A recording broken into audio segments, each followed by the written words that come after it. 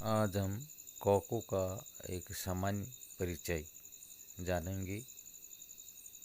कवक यानी फंजाई जगत। आवास। कवक विश्वव्यापी हैं और ये हवा, जल, मिट्टी में तथा जंतु एवं पौधों पर पाए जाते हैं। ये गर्म तथा नम स्थानों पर सरलता से उग जाते हैं। इनकी आकारिकी तथा वास स्थानों में बहुत भिन्नता होती है। ये नम स्थानों पर और सड़े हुए फलों में आसानी से जाते हैं, जैसे छत्रक, मशरूम और कुकुरमुत्ता, ये भी फंजाई हैं। संरचना। कवक तंतुमयी हैं, लेकिन ईस्ट जो एक कोशिकी है इसका अपवाद है। ये लंबी पतली धागे की तरह की संरचनाएं होती हैं, जिन्हें कवक तंतु या माइसीलियम कहते हैं। कवक तंतु के जाल को कवकजाल, माइसीलियम कहते हैं।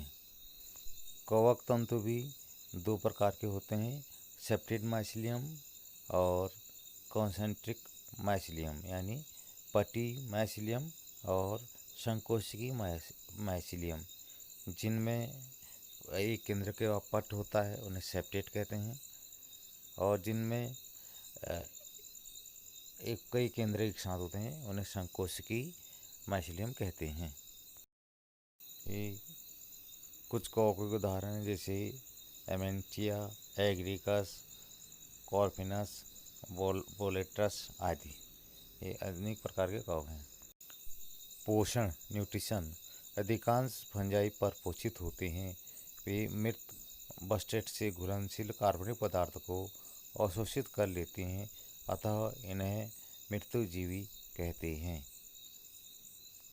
जो कवक अपने भोजन के लिए जंतुओं या पादपों पर निर्भर करती हैं, उन्हें परजीवी कवक कहते हैं, जैसे पक्षियाँ। ये शैवाल तथा लाइकेन के साथ तथा उच्चवर्गीय पौधों के साथ भी कवकमूल बना करके भी रह सकते हैं। ऐसे कवकों को सहजीवी कहते हैं। कवकों में जनन। फंजाई में रिप्रोडक्शन। फंजाई में जनन काई खंडन, विखंडन तथा मुकुलन भी द्वारा होता है।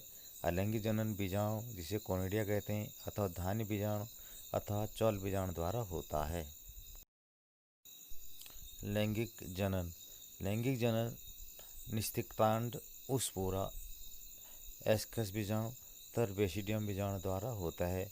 विभिन्न बीजाणु सुस्पष्ट संरचनाओं में उत्पन्न होते हैं, जिन्हें फलनकाई कहते हैं। लैंगिक चक्र में निम्नलिखित 3 सोपान होते हैं। नंबर 1, दो चल अथवा अचल युग्मकों के प्रोटोप्लाज्म का संलयन होना। इस क्रिया को प्लाज्मोगेमी कहते हैं। नंबर 2, दो केंद्रों का संलयन होना, जिसे केंद्र संलयन कहते हैं। नंबर 3, युग्मनज में मियोसिस के कारण अगुणित बीजाणुओं का बनना।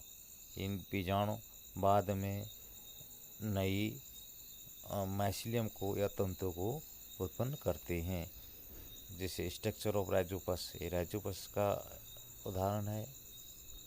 राइजोपस में स्पॉन्जियम और माइसीलियम हाइपस स्पष्ट रूप से दिखाई देते हैं। लैंगिक जनन में संयोजी संगम के दौरान दो अगुणित कवक तंतु पास पास आते हैं और संलयित हो जाते हैं। कुछ कवकों में दो अगुणित कोशिकाओं में संलयन के तुरंत बाद एक द्विगुणित कोशिका बन जाती है। यद्यपि अन्य फंजाई एस्कोमाइसिटीज में एक मध्यवर्ती द्विकेंद्रीय की अवस्था N+N अर्थात एक कोशिका में दो केंद्रक होते हैं। ऐसी परिस्थिति को केंद्रक युग्म कहते हैं, यानी एक ही उसमें दो केंद्रक रहते हैं। इस अवस्था को फंगस की द्विकेंद्रक प्रावस्था कहते हैं। बाद में पैतृक केंद्रक संलयन हो जाते हैं और कोशिका द्विगुणित बन जाती है। फंजाई फलनकाय बनाती है, जिसमें न्यूनीकरण यानी मियोसिस विभाजन होता है, जिसके कारण अगुणित बीजाणु बनते हैं। महत्व। अन्य फंजाई पौधों तथा जंतु के रोग के कारण होते हैं। उदाहरण के लिए गेहूं में कीट रोग पक्षियों के कारण होता है। कुछ फंगस जैसे पेनिसिलियम से प्रतिजैविक यानी एंटीबायोटिक का निर्माण होता है। कुछ एक कोश की फंजाई जैसे ईस्ट का उपयोग रोटी तथा बियर बनाने के लिए किया जाता है। अन्य फंजाई पौधों तथा जंतुओं के रोग के कारण हो सकते हैं। कवक मृत पदार्थों का अपघटन करके प्रकृति को स्वच्छ बनाने का कार्य भी करते हैं। ये पदार्थ को सड़ा गलाकर उनके घटकों में तोड़ते हैं। एग्रिकस बायोस्पोरस है, जो खाने के रूप में प्रयुक्त किया जाने वाला मशरूम है।